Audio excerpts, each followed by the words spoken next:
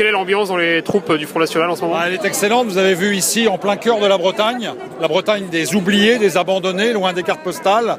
Marine Le Pen réalise une grande réunion publique dans un cadre original. La dynamique en Bretagne est très forte, de plus en plus forte. Je crois que Marine va provoquer une grande surprise le 23 avril ici en Bretagne.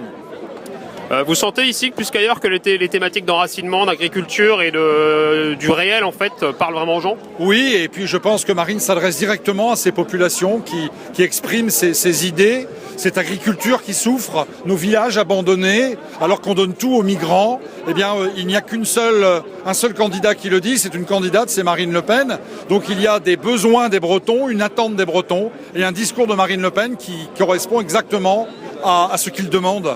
Est-ce que pour la première fois, les questions d'immigration et d'insécurité parlent enfin aux Bretons?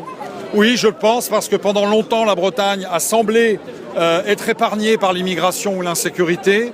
Dans la réalité, on assiste depuis quelques années à une accélération de ce phénomène, une immigration dans les grandes villes bretonnes, mais aussi une immigration dans les bourgs, dans les villes moyennes, et une insécurité, je pense au cambriolage, je pense à la délinquance itinérante qui frappe les Bretons, et personne n'en parle à part nous.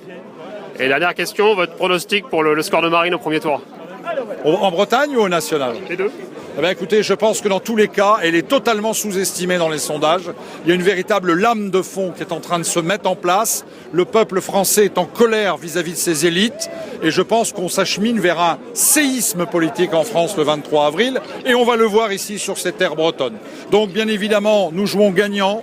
Parce que tout est possible, Marine sera au second tour, mais il faut qu'elle réalise un très gros score au premier tour pour justement marquer la différence avec ses adversaires et remporter la présidentielle. Il le faut, c'est impératif, il faut rendre possible ce qui est nécessaire.